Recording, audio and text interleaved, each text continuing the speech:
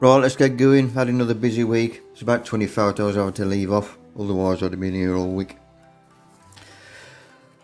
Good photos start off with work with nature. Nature at its best, look at it. If you work with nature, you get a better life and you get better plants. Composting for me this week was Tuesday, so piddling down Monday. Kitchen and garden waste, everything gets chopped up, throws in the bag at the back, meaning it's less work for the worms. Grass cuttings as well, them are sprinkled in and mixed up. Also got my carbon on the right, which we'll give a close up now. That's all mixed up together. Less work for the worms, as I mentioned, they ain't even going to look for it, it's already there. These will be mixed with my other ingredients, which are under carpet, which is also plastic as well, stop the rain getting in. All my different natural products underneath are opened up, and a double handful of those go into my bag that I've just mixed and chopped. Starting off with wood sawdust, this is non-treated, so ask them. Worm casts, if you go get any of these, I'll look on eBay or whatever. Rabbit muck, we get loads of that dropped off at the plots, luckily. Chicken manure, I dry it and then shred it, because it's too strong, otherwise you've got to be careful. This one is well rotted muck from heaven, minus the worms, because they took everything out of it. This is brewing wheat, obviously from a brewer. Wood burner ash, get that off my ethanol, excellent stuff. This one is normal os muck, because you can see the straw, which they use as a bedding. This is alpaca and llama muck, got a contact for them now. Basalt rock dust, get that by the ton for our training sheds and all. Any type of sand, throw a double handful of them is beautiful stuff. Spent mushroom compost, I got a ton of that last week. Leaf mould, this is one of my ingredients for my compost. Chopped leaves, these leaves I can still pick up now, just bring them in, chop them up. The one before was spent mushroom compost. These are spent hops, get these delivered once a week as well. And last but not least, wood chip. It's surprising how quick that rots down, just keep it moist. So I mix all that lot together, and that's what it comes out like. And there we have a better perv, look at that, you could eat that already. So all I gotta do with the worms, keep them warm, keep them moist, and they'll just eat and breed. Right down to my bins. Get the one that's in use, which is that one, because it tells me. So I've got my chopped ingredients on the bottom. I've got my liquid, and I've got my extra worms. Right, this is a new bin. Took the lid off, there's a foot of straw on the bottom, and then I've got my carpet ready on top. Carpet comes out, first lot of ingredients go in one big dollop. That's got to be evened out, so I'll put my stick in and level it. That lot will then get a good watering. Before it, I'm adding extra worms. These are what I get from heaven, but they are the places you can get from worms. Good watering, you get them from a fishing tackle shop if you ain't got a good muck heap. What do I use? Comfrey juice, liquid os muck, or fish hydrolysate, liquid fish. This is just an extra feed for them, or activator. Once the carpets are on top, they get watered as well. I've used this bin, little worm farm, for my book which I need, but also you get worms from there as well. So I just put my hand down about a couple of inches and get a good dollop of worms out and throw them in. I want the compost to break down as quickly as I can get it, so I add extra worms. While I'm there, we'll have a look at the leaf mould bins. 2 layers of carpet on top.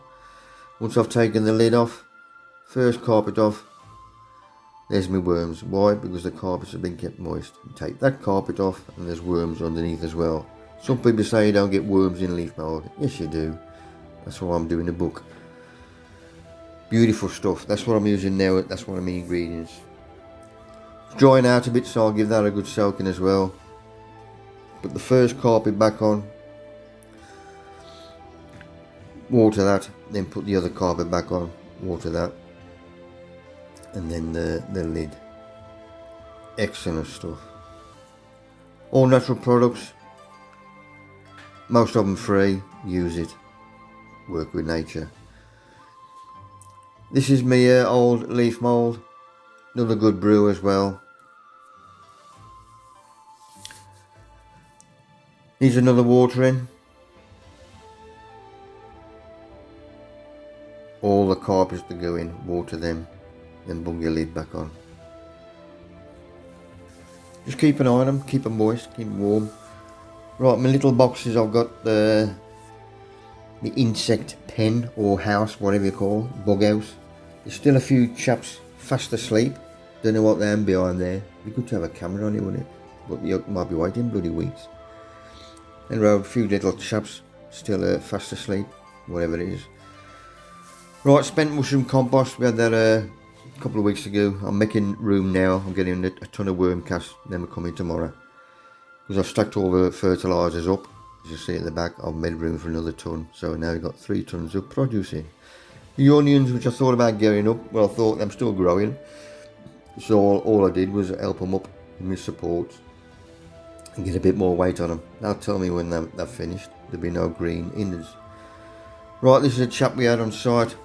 We've thrown him off, non-cultivation, obviously. If it was up to me, he'd have gone bloody years ago. But it ain't up to me, it's up to the committee. Anyway, we finally got rid of him because of the state he left it in. And, any road. First of all, I got Rex to trim all the stuff he could trim off, i.e. the grass and the weeds. And all the crap started building up top of his plot. Then I got Paul to do a bit of sawing. He got a power saw, and this is a shit we was finding inside his trees, which he should have kept on top of. That's how much rubbish we're getting off, and we're only halfway down the plot. Getting these stumps out was a pain in the arse, and as you see, the crap building up behind us. Could do with a skip, just get rid of this shit. This won't happen again. Right, this little chap here was a horseradish. Nobody knew what the leaf was until we had a pervert and a sniff. Looking down the stuff, there was about 5 shrubs or small trees, whatever you want to call them, down here to get down and get the roots out. That was a job and a half, but luckily Clive got a good spade. I got a Craig and Mark to give his hand. They got a bit more power than me, and that's about the crap we got at the end. Once we got all the stumps out, because I didn't really want to get another skip, so I moved all the timber back down on the plot again and burnt it, got rid of it. We should really have a fire, but right, this is a mate from Ostend. He sent me some jam sugar in the post. I gave him a bollock and then thanked him. Told him not to bother. He said his repayment for what I've done to him. He also sent me some bags for me wine and me compost tea. He's a good lad. He does trial and errors as well, and there's his leaks out. And what he's doing this year, somebody's told him to put nettles in between which is obviously nitrogen, in between the plants, which is extra feed when they break down. So he's going to let me know how that goes. This is me red currant they sent me. I had one last time and it turned out to be a black currant, if you remember. So I took the black currant out, which is in the pot on the bottom left. I'll give that to my mate and he's planted that up. Mycorrhizal fungi in there, all good drop of muck, firm him in, and I couldn't get photos back to front, never mind, you get the drift. Firm him, get a good water in, obviously a liquid osmoc as well. And then I want me growing things apart, so I separate them. This is my pear tree. New shoots are growing out, so they need tying down again, training to where I want them to go. This is mate Roy from Wolverhampton. He's a good lad. I took him some stuff from our training sheds, sorted him out. But he's a good veg grower. Well, like me, veg, fruit, flowers, look, everything. Same as me, his garden ain't big enough, which isn't normal. if you've got the bug, whatever you do, it ain't big enough. This is hydroponic system. Does quite well with that. He's got a few structures, but he does well. Good grower, good lad. Right, scab on taters. What causes that? Light, dry soils. I got one up because when I got me rhubarb growing, underneath that there was a spud from last year which I never got up, and it's growing because there was no rain getting to it. Look at that, dry as a badger's tadger. Because there's no rain getting in there, light, dry soils. Dry meaning you get scab on them. So if I keep them moist and keeps on mucking, you get some decent mushes. Right, these are me blanching intermediates. Still doing well. I've got a bit of thrip on them. I ain't bothered about spraying because there's no shows. Only a virtual show later on, but I ain't too bothered. Obviously, if there was shows, I'd carry on spraying with these, but I'm carrying no water in anyway. And stripping them down, taking all the old leaves off. Then putting the collars back on to blanch them. Me gladioli corms, them are just coming through and just see the little flowers. Plus the corms I put in the tunnel where I took the leeks up. You can see the gladies coming through there and there, about 4 inches high. Right, back garden side of the house. After a couple of days of sun, after a dry spell, this ground was solid. So with me top dressing and then wood chipping, once I go under the wood chip, it is nice and moist. That's why I top dress. Right, I've only had this a couple of weeks, and this we've used half a bag already. That's how quick it goes. Perfect stuff. Spent mushroom compost. Good brew. Right, this is me, what the bloody hell is this? One of them flowers that come early. What's it called? I don't know. But you cut them back and you get new growth on, and it's coming through. I'll remember at the end, I'll just throw it in. These are my delphiniums. Don't forget all these were from the same seed, which I had a mould at the beginning, but then I thought, well, I'm all different. I'm still blue, but I'm all different, which is good. Right, Wilco 8-foot canes, I'm crap. Mine, thick as a ferret. Look at them. Gladys still doing well. The wind's knacking them out, so I've got to cane them, tie them up, so give them support. Look after them, they look after you. Straub still doing well. Them are still flowering as well, so I'm still feeding. If you don't feed, they might pack up. Grapevine inside the tunnel, one outside is doing better than one inside. I'll take all the tendrils out, that means all the nourishment to go to the shoot. There's the one I chopped off altogether, which is next door. That spurt now is coming up, so I don't want him rubbing against the timber, which is holding him upright. Right, jam. This is what I've been using for yonks. It's just basically the same amount of fruit to the amount of sugar. Clean the jam jars and I keep them in warm water, because jars are got to be in warm. Well, they've got to be warm when you finish up. So the sugar's off my mate from Belgium, because I couldn't get none over here. Wash my fruit. Obviously get all the bits off. There's any little stalks or whatever, leaves, take them out and all. You don't crap in jam, obviously. So I've waited, this is back to front because I should have waited there. What's it? But some good decent size black currants on it. So just basically you bring to the boil, warm your sugar up. I warm mine up in a microwave, it's easier. Probably give it a stir halfway through. And then put the warm sugar into your liquid, jam liquid, and you got to stir all the time. When that sugar's dissolved, then you bring it rapidly to the boil.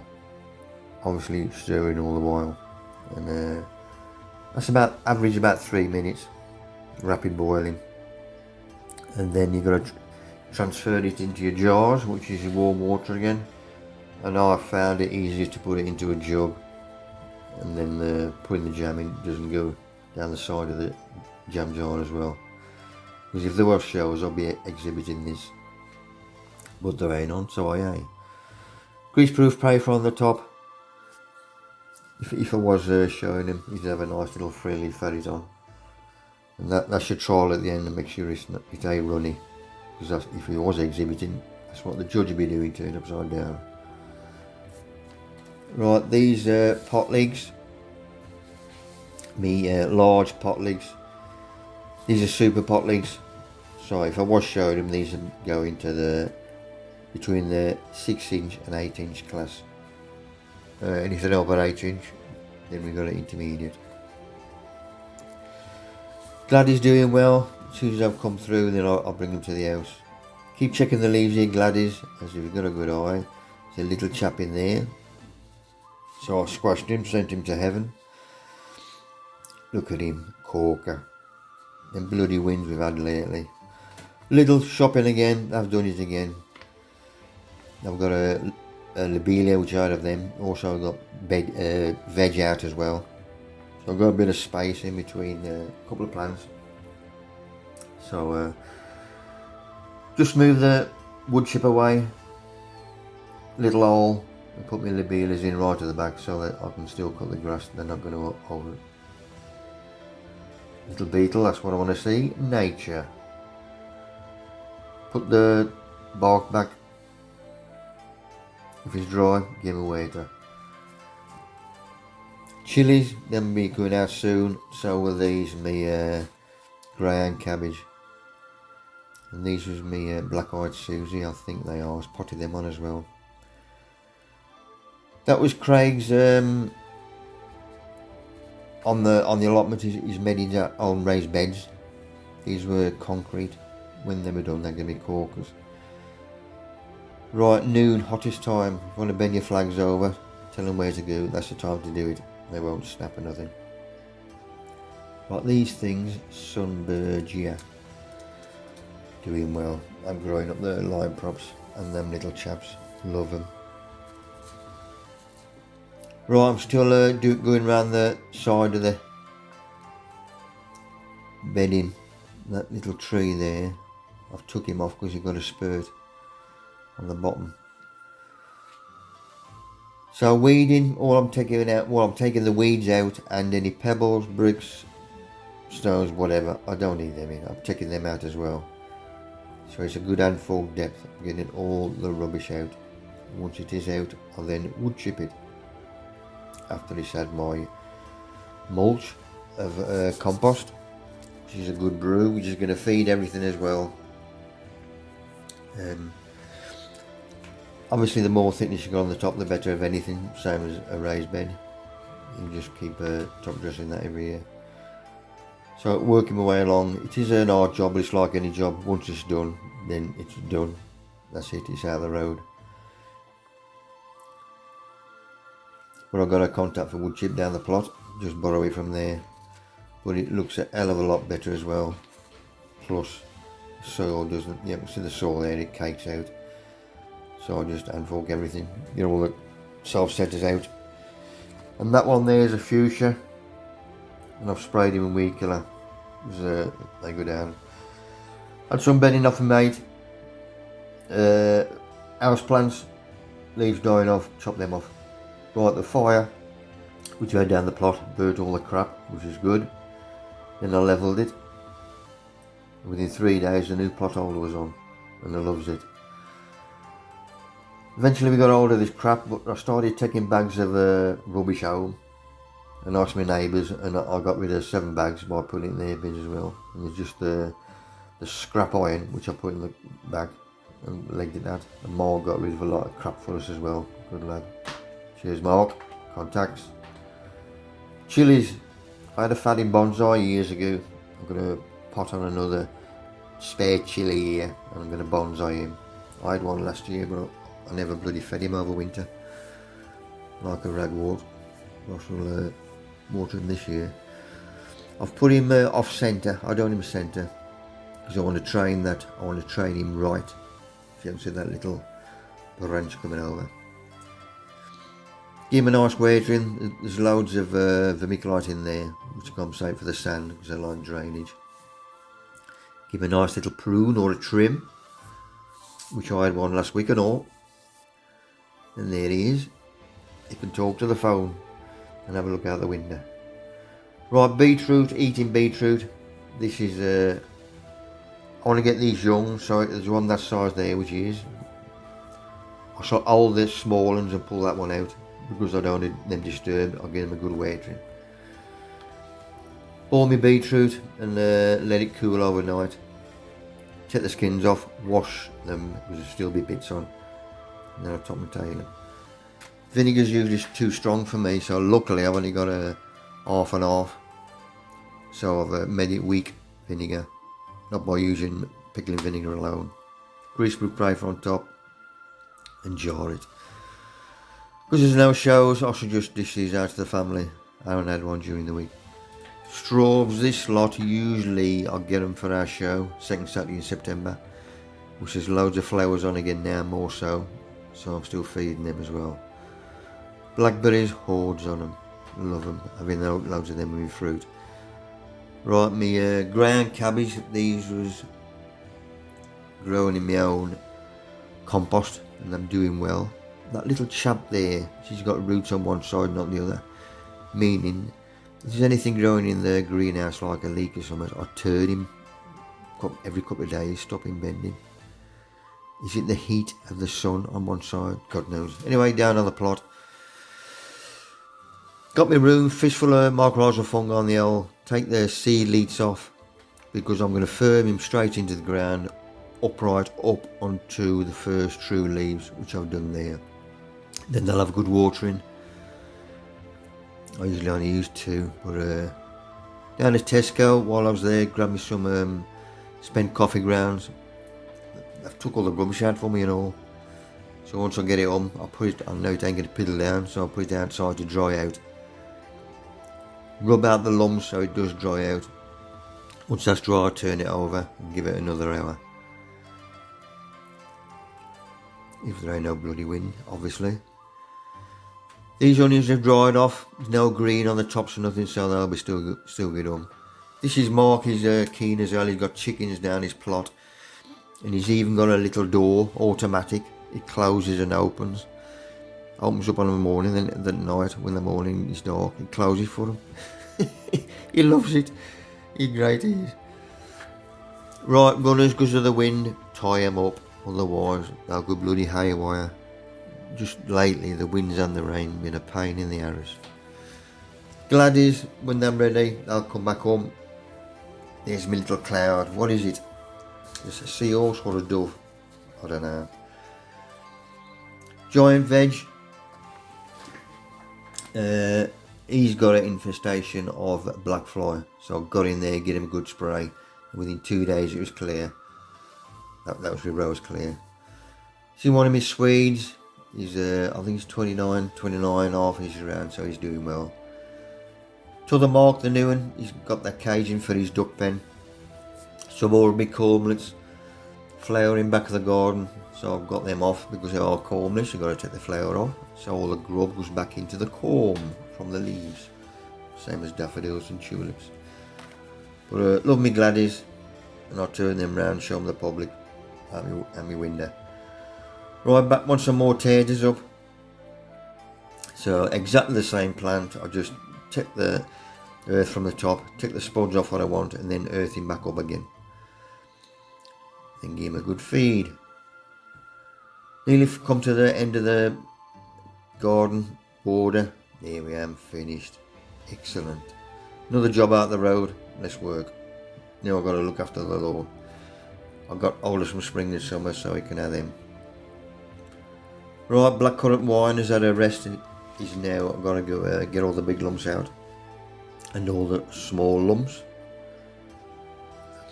That goes into my demijohn, just in case he's bubbling away.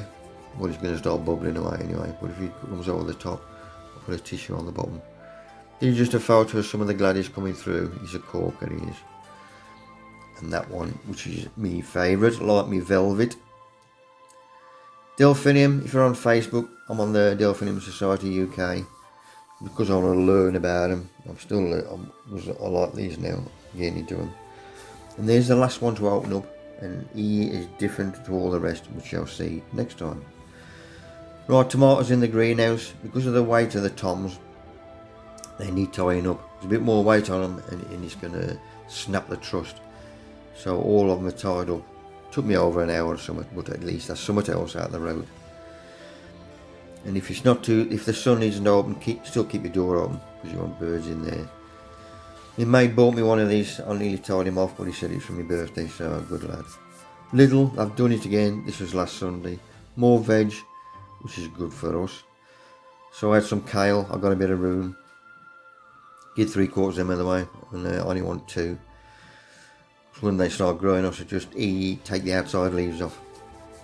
That's what I do with me cabbage or whatever. Fork in, it's only gone down a couple inches, and there's 3 or 4 worms on the top, which tells you I've got a good brew underneath. Fistful of mycorrhiza fungi in the hole, exactly the same again. Firm them in upright up to the first true leaves, and then give them a good wear to him.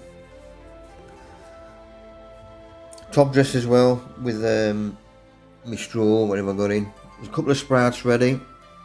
Love our sprouts. Wait till Christmas till you get a bit of frost. No, you don't. Bloody hate them. If I'm ready, hate them. There's my last delphinium. He's wider, but the flowers are huge, and he's got a white and black in it, which the others ain't. Love them. Some more of my gladdies. Some of these are corkers and all.